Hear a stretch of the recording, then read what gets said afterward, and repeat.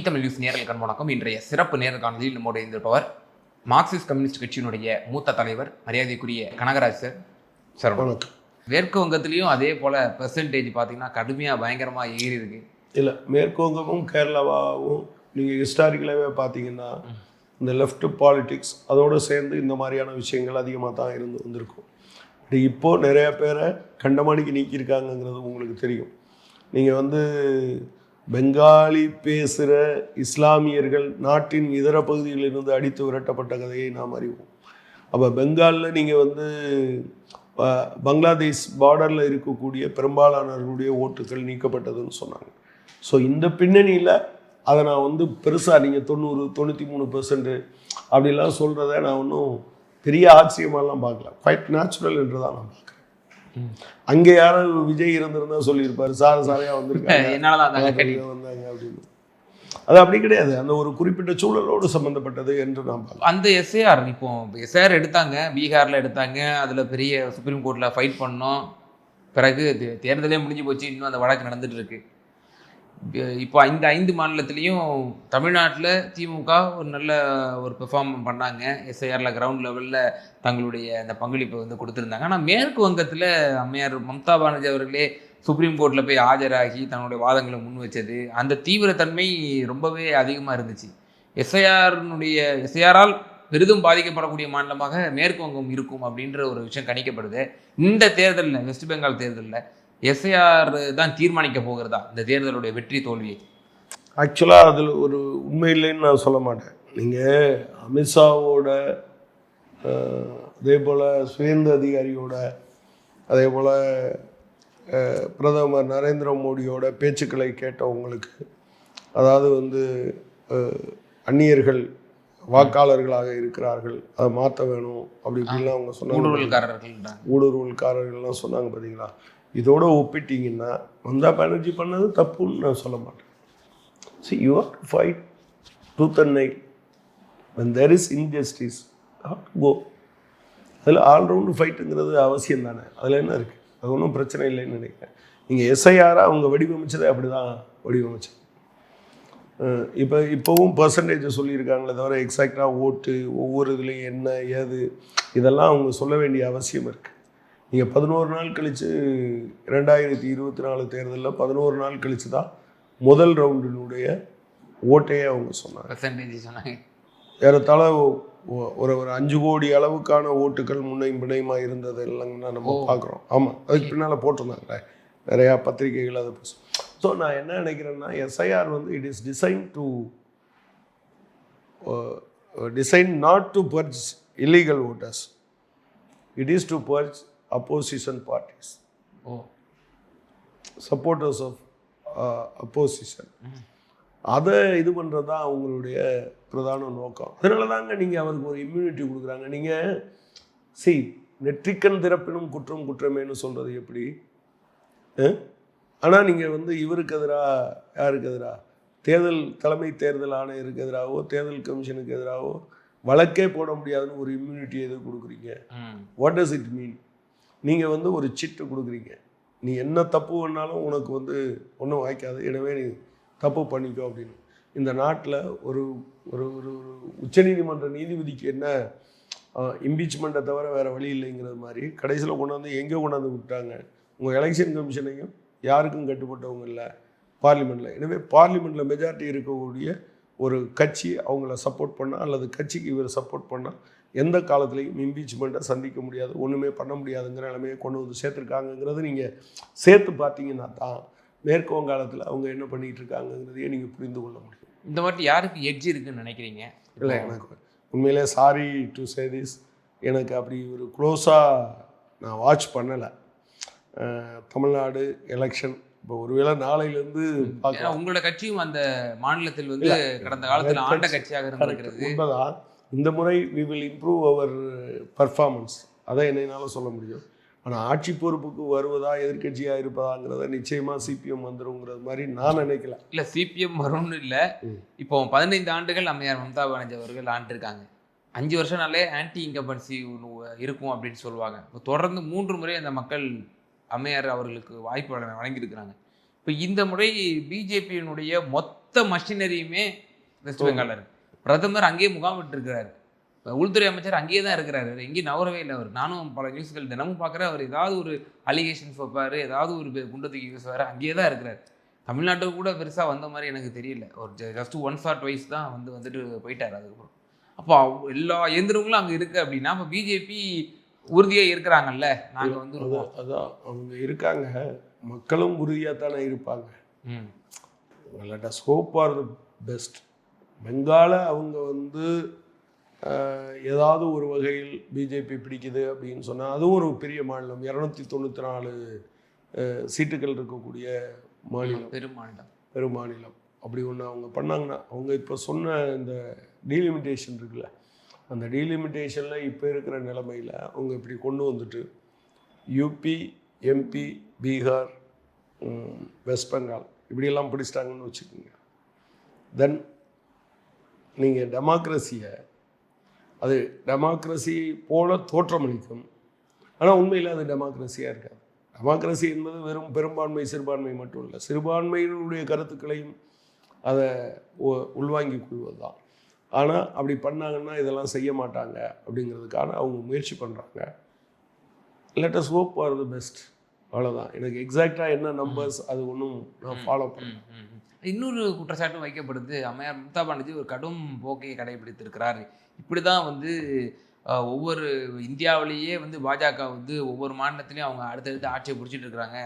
எதிர்கட்சியினரை ஓரணியில் ஒன்று சேர்த்துருக்கலாம், காங்கிரஸையும் சிபிஎம்மையும் ஒன்று சேர்த்துருக்கலாம், அதில் பல சவால்கள் இருக்குது. கிரவுண்ட் லெவலில் அது என்ன ஜெல் ஆகுமா அப்படிங்கிற பல சவால்கள் இருக்குது. பட் ஆனால் அதை ஒரு லாங் டேர்ம் ப்ராசஸில் அதை ஒன்று சேர்த்துருக்கணும்.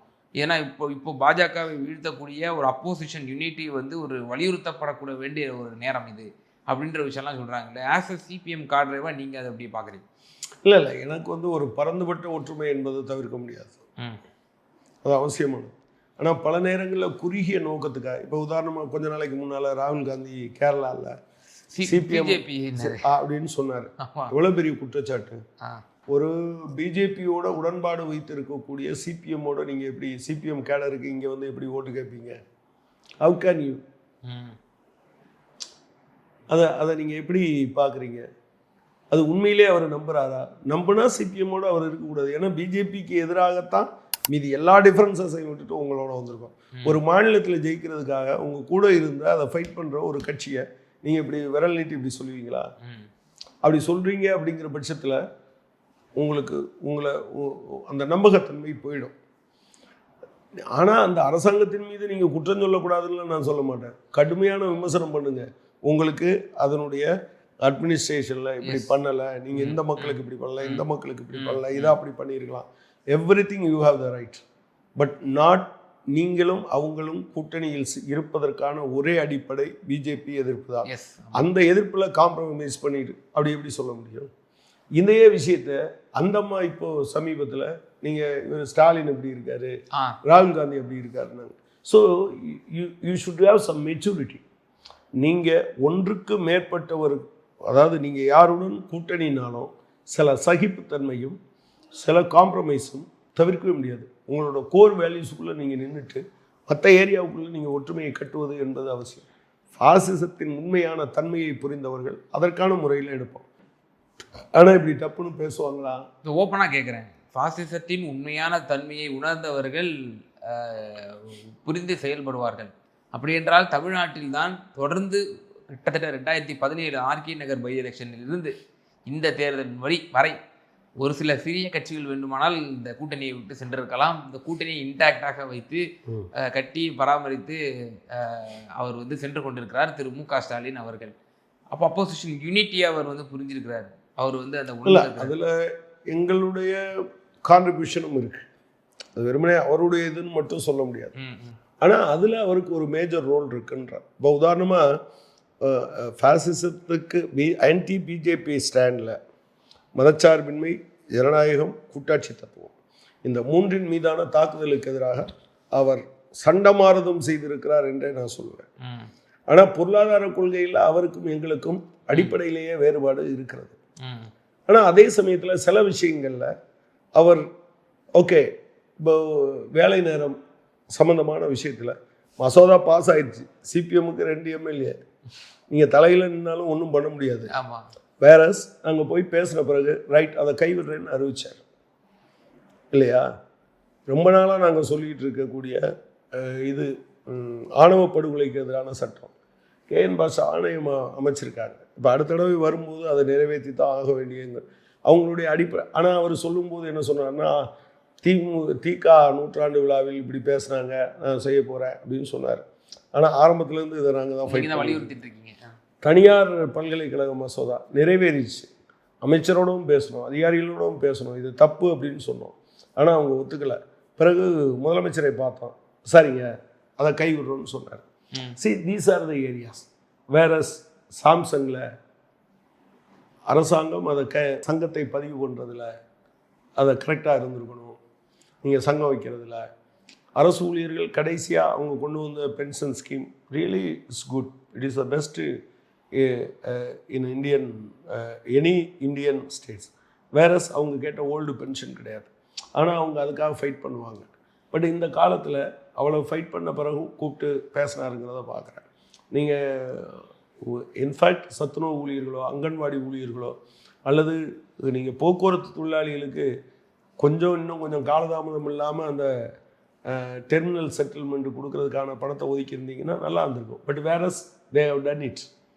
ஸோ நான் என்ன சொல்கிறேன்னா, அந்த ஏரியாவில் நிச்சயமாக CPM திமுக அப்படின்னு பார்த்தா அந்த ஃபைட் இருக்கும். எஸ், திமுகவினுடைய கேரக்டர் அதுதான் அப்படிங்கிறது நாங்கள் புரிஞ்சு வச்சுருக்கோம். எங்கள் கேரக்டர் அதுதான் அவர் புரிஞ்சு வச்சுருக்காரு. பிரேக் பாயிண்ட் வராமல் பார்த்துக்கிறதுல அவர் கூடுதல் முயற்சி எடுத்துக்கொண்டார் என்று நான் பார்க்குறேன். நாங்களும் காம்ப்ரமைஸ் பண்ணதெல்லாம் இல்லை. நீங்கள் யார்கிட்ட வேணாலும் அவங்க போகும்போது CPM அப்படி பண்ணிடுச்சு இப்படி பண்ணிடுச்சுன்னு சொல்லுவாங்க. we never compromised on our core issues, that is basically working class issues அல்லது விவசாயிகளுடைய பிரச்சனை என்று வருகிற போது நாங்கள் எந்த இடத்துலையும் காம்ப்ரமைஸ் பண்ணிக்கிட்டதே இல்லை. எனவே இது ஒரு நல்ல எக்ஸ்பெரிமெண்ட். தமிழ்நாட்டில் ஒரு முன்மாதிரியா இருக்குல்ல, அப்போசிஷன் யூனிட்டுக்கு இந்தியாவுக்கே முன்மாதிரி டெஃபினட்டா இருக்கு. ஸ்வீப் பண்ணியிருக்கீங்க லோக்சபாவிலையும் சரி அசம்பிளிலையும். டெஃபினட்டா நான் எலெக்ஷன் வெற்றி என்பதை மட்டும் பார்க்கல, அதை தாண்டி நான் இஷ்யூஸையும் நீங்க வந்து சுட்டிக்காட்டி நீங்க அதிமுக இருக்கும்போது OPS தான் அந்த துறைக்கு அமைச்சராக இருந்தார். இப்போ இங்கே வந்துட்டார். இந்த KP பார்க் வீடு நீங்கள் வந்து ரொம்ப மோசமான ஒரு குடிசை மாற்று வாரிய குடியிருப்புகளில் குடியிருந்து அது சிதிலமடைந்ததால் அதை இடிச்சிட்டு கட்டணும்னு வரும்போது 1.5 லட்சம் கொடுத்தா தான் 7 லட்சம் கொடுத்தா தான் போக முடியும் என்று சொன்னபோது அதிமுக அரசாங்கத்தில் OPS-ஐ பார்த்தோம், EPS-ஐ பார்த்தோம், ஒன்றுமே நடக்கலை. திமுக வந்தது, திமுகலையும் அதே விஷயத்த சொன்னாங்க. வேற அமைச்சர் சேகர் பாபு ஒரு ஃபீல்டுக்கே போய் பார்த்தாங்கல்ல. ஆமாம், பார்த்துட்டு பட் நீங்கள் வந்து பார்த்தீங்கன்னா அது வந்து central government, state government, world bank 3 பேரும் போட்ட ஒப்பந்தம். ஓகே, மாற்ற முடியாதுன்னாங்க. பட் அடுத்து முதலமைச்சர் தலையிட்டார். அதில் சேஞ்ச் வரத்தானே செஞ்சது. அவங்க பணம் கொடுக்காம அவரை குடியேற்றிக்கலாம் என்றுதான் அவங்க சொன்னாங்க. ஸோ திமுகவுடன் கூட்டணியில் இருப்பதற்கு கம்யூனிஸ்ட் கட்சி தன்னுடைய எல்லா விதமான கோட்பாடுகளையும் விட்டுட்டு வரணும்னு திமுகவும் சொல்ல முடியாது. திமுக மதச்சார்பின்மைக்கு எதிராக ஃபைட் பண்ணுதுங்கிறதுக்காக CPM தன்னுடைய எல்லா நிலைப்பாடுகளையும் விடணும்னு அல்லது திமுக தன்னுடைய நிலைப்பாடுகளை மாற்றிக்கொள்ள வேண்டும் என்று CPM-ம் எதிர்பார்க்க முடியாது. we will fight. தமிழ்நாடு இப்போ இறுதியான ஒரே ஒரு கேள்வி தான். இப்போ தமிழ்நாட்டில் ஒரு முன்மாதிரியாக நம்ம ஒரு அப்போசிஷன் யூனிட்டிக்கு ஒரு நற்சான்றிதழாக இருக்குது. இது ஒரு நல்ல ஒரு முன்மாதிரியாக இருக்குது. ஏன் தமிழ்நாடு போல் ஒரு இந்தியா முழுக்க, ஆல் இந்தியா முழுக்க ஒரு காமன் மினிமம் ப்ரோக்ராம் ரீதியில் ஜனநாயக சக்திகள் எல்லாம் ஓரணியில் ஒன்று திரண்டு பாஜக எதிர்ப்பு அப்படிங்கிற ஒரு விஷயத்தில் உங்களால் இணைய முடியலை? அதுதான் அதுக்கு வந்து அது மக்களாக தான் இணையணுமே தவிர கட்சிகள் வந்து இணையுமாங்கிறதுல அது இன்னும் கொஞ்சம் தூரம் போக வேண்டியிருக்குன்னு தான் நான் பார்க்குறேன். கேரளாவில் ராகுல் காந்தி பேசின தமிழ்நாட்டில் இவ்வளோ நீங்கள் மாடல்னு சொல்கிற இது இடையில வந்த டிஸ்டர்பன்ஸ் உடனடியாக அதை வரவேற்று அவர் ஒரு அறிக்கை கூட விடாது. ஈவன் பீகாரில் அந்த தேர்தலுக்கு அவர் போகாது. இதெல்லாம் கொஞ்சம் விமர்சனத்தை உருவாக்கி, அஃப்கோர்ஸ் நாங்கள் எல்லாரும் இதை புரிஞ்சுக்கிட்டு இதை அடுத்த கட்டத்துக்கு கொண்டு போகணும்னு எல்லா கட்சியும் சேர்ந்து ஒத்துழைக்கணும். நிச்சயமாக தமிழ்நாடு மாடல் பிஜேபிக்கு எதிரான போராட்டத்தில் திமுக தலைமையிலான தமிழ்நாட்டில் இருக்கக்கூடிய ஜனநாயக முற்போக்கு கூட்டணி இந்த மாதிரி என்பது ரொம்ப முக்கியமானது என்று தான் நான் கருதுகிறேன். இது இந்தியா முழுவதுக்கும் ரெப்ளிகேட் ஆகணும்னு நான் நினைக்கிறேன். நிச்சயமா சார். தமிழ்நாடு மற்றும் மேற்கு வங்கம் இப்ப இன்னும் ஒரே ஒரு கட்டம் மட்டும் மேற்கு வங்கத்தில் இருக்கிறது. நீங்கள் களத்தில் பார்த்த அனுபவத்தையும் கல யதார்த்தத்தையும் ரொம்ப அழகாக தெளிவாக எங்கள் நேயர்களுக்கு விளக்குனீங்க. ரொம்ப நன்றி. நன்றி.